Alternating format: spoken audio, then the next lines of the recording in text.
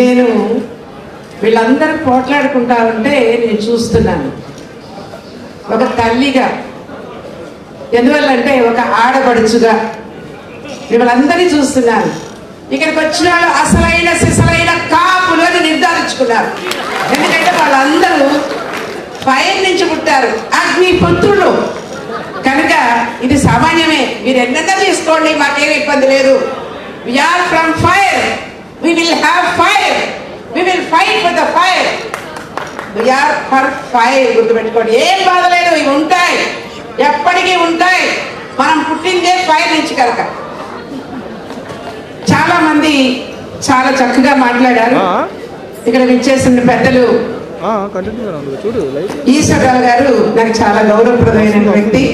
అట్లాగే రాము మీటింగ్స్ కూడా చూస్తుంటారు. అందరినీ కలిపి ఒక దండలో పెట్టాలని ప్రయత్నం చాలా మంది చాలా రకాలుగా ప్రయత్నిస్తాం, కానీ అన్ని విధాలా మేము సక్సెస్ కాలేము. అటువంటిది ముఖ్యంగా రాము గుంటూరు నుంచి అంత గొప్పగా చేస్తున్నందుకు అతనికి ప్రత్యేక ధన్యవాదాలు తెలియజేస్తున్నాను. పాపం ఆడబిడ్డగా ఇక్కడ పైన కూర్చున్నారు పెద్దలందరూ కూడా, నాకు చాలా సంతోషం. ఒకనాడు వనభోజనానికి వెళితే అక్కడ కూడా ఇదే గోల, 4-5 కంటే స్టేజ్ మీద కనపడలా. ఇప్పుడు 200 నుంచి 300 స్టేజ్ మీద కూడా కనపడుతున్నారంటే మన స్టేటస్ పెరిగింది. గుర్తుపెట్టుకోండి, మనం పెరిగాము, మన శక్తి పెరిగింది. ఖచ్చితంగా నలుగురిలో కూడా గౌరవంగా నిలబడేటువంటి శక్తి మనందరికీ వచ్చినందుకు మనందరం కూడా సంతోషించాల్సిన అవసరం ఎంతైనా ఉందని తెలియజేస్తా ఉన్నాను. నేను ఎప్పుడు కూడా మా పిల్లలతో పిల్లలకి ఎప్పుడెప్పుడు వెళ్ళినప్పుడు, ముఖ్యంగా పటాణ హరిబాబుతో ఎప్పుడు మాట్లాడినప్పుడు, హరిబాబు డబ్బులు సంపాదించు, బాగా పైకి పెట్టి మంచి ఇల్లు కట్టు అని చెప్తుంటా. అట్లాగే ఎవరైనా సరే వచ్చినప్పుడు అదే ఒక పవర్ ప్రాజెక్ట్ పెట్టుకో, నువ్వు పైకి వస్తావని చెప్తుంటా.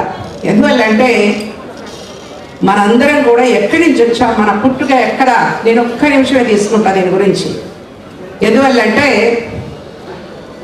అయోధ్య రాముడు, ఉత్తరాదిన ఉన్నటువంటి అయోధ్య రాముడి దగ్గర నుంచి దక్షిణాదికి వచ్చినటువంటి మహనీయులు ఆర్యులు ఎవరన్నా ఉన్నారు అంటే వాళ్ళు కాపులు అని మీరు తెలుసుకోండి. మనందరం కూడా ఆర్యులం.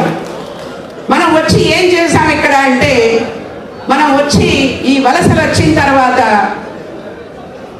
పొలాలన్నీ హలాల దున్ని ధరిత్రి నుంచి మరి బంగారం పుట్టించి మనందరం కూడా మన యొక్క కష్టాన్ని ఈ ధరిత్రికి బలి చేశాం.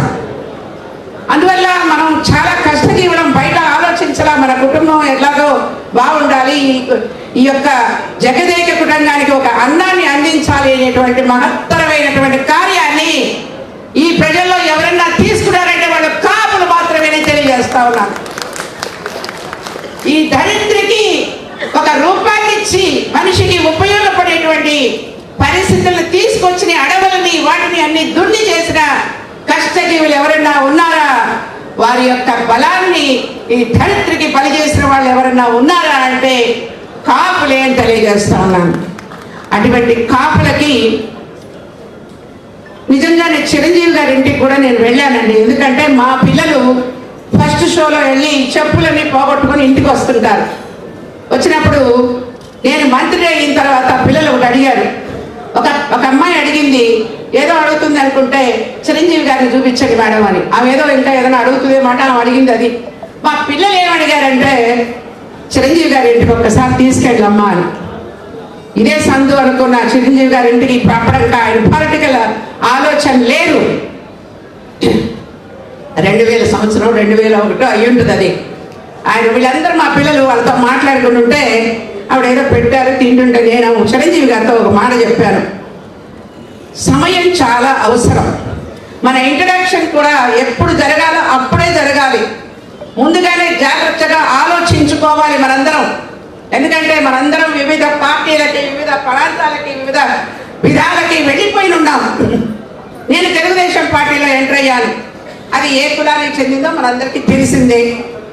కాంగ్రెస్ పార్టీలో వాళ్ళు కూడా నన్ను ఇన్వైట్ చేశారు, కానీ అది ఏ కులానికి చెల్లిందో మీకు తెలిసింది. అయినా కూడా నేను ఆయన దగ్గరకు వెళ్ళి చెప్పాను ఒకటే మాట, అయ్యా 60 సంవత్సరాల దాకా ఎన్టీ రామారావు గారు అడవి రాముడు ఎట్లా వేశారో అట్లాగే సినీ జీవితంలో కూడా చాలా జరిగి 10 సంవత్సరాలు మీరు అబ్జర్వ్ చేసి, ఎందుకంటే సడన్ గా ఎంటర్ అయ్యా, నాకు చాలా కన్ఫ్యూజన్ ఉంది. ఆ కన్ఫ్యూజన్ లేకుండా మీరు చక్కగా ఒక పార్టీని పెట్టి ముందుకు తీసుకెళ్ళండి అని చెప్పాను. అది మరి ఆ టైం భగవంతుడు ఇచ్చిన టైం ఆయన వచ్చారు. ఆయన వచ్చిన తర్వాత కొద్ది ఇబ్బంది పడ్డా నేను. అరే ఈయన ఇబ్బంది పడుతున్నాను, నేను ఇబ్బంది పడ్డాను, అయ్యో చాలా మంది ఆయన పార్టీని తీసేశాడన్నప్పుడు కూడా మీ వాళ్ళు తీసేస్తారంటే మాట్లాడవాకు, ఆయనకు వచ్చిన కష్టం మీకు ఎవరికి తెలియదు.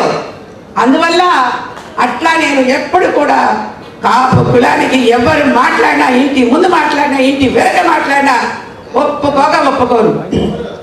అలా జరిగిపోయింది. ఇవాళ మళ్ళా చూస్తున్నాం, రంగా గారి బాధలు చూసాం, రంగా గారి ఇబ్బందులు చూసాం, అవన్నీ కూడా చూస్తూనే ఉన్నాం. మన అణచి పెట్టడానికి ప్రతి వాళ్ళు మనకి ప్లాన్ వేస్తాం. ఎందుకంటే వీఆర్ ఫ్రమ్ ఫైర్. ఈ ఫైర్ ముందుకు వచ్చిందంటే మనకి ఇబ్బంది అని. ఈ చిరంజీవి గారు గెలిచారంటే ఈ కాపు కులంలో ఉన్న ఫైర్ అందరినీ కూడా దహించి వేస్తుంది అని భయంతో మాట్లాడినటువంటి విషయాలు కూడా నేను కొన్ని పార్టీల్లో వెనక ఉండి విన్న సంగతి కూడా మీ అందరికీ ముందు తెలియజేస్తా ఉన్నా. మళ్ళా ఇప్పుడు ఫైర్ వచ్చింది, మనందరం కూడా ముందుకెళ్లాల్సిన అవసరం వచ్చింది. ఆ పార్టీలో ఈ పార్టీలో ఉన్నాం మనం, దానికి మనం ఏం చేయలేం. మనందరం కూడా సమైక్యంగా ఒక పోరాటం చేయవలసిన సమయం ఆసన్నమైంది. ఏ పార్టీలో ఉన్నా కూడా స్టార్ లిటిల్ స్టార్ అనేటువంటి పరిస్థితికి మనం వెళ్ళవలసిన పరిస్థితులు ఉన్నాయని తెలియజేస్తూ, ఈ పార్టీని వదిలి మనం గబక్కని ముందుకు వెళ్ళలేం. కానీ డైరెక్ట్ గా అయినా సరే ఆయన్ని గెలిపించుకునేటైతే రాబోయే కాలంలో కాపులకి భవిష్యత్తు ఉంది అని తెలియజేస్తూ, ఒక కాపు కులస్త్రాలిగా నేను తెలియజేస్తున్నాను. మనం ఏమి బాధపడక్కర్లా. ఆ పార్టీలో ఉన్నాం, ఈ పార్టీలో ఉన్నాం, ఏం బాధపడకండి. ఉన్నామంతే. ఒక నాయకుడు మనందరినీ కలపడానికి ఒక దారం లాగా ఉన్నటువంటి రాము లాంటి పిల్లలు ఉన్నంత కాలం కూడా ఈ కాపు కులానికి ఎటువంటి నష్టము లేదు, ముందుకు వెళ్తుంది. భవిష్యత్తు మనదే అని తెలియజేస్తూ, not the chief minister, we can become the prime minister of India.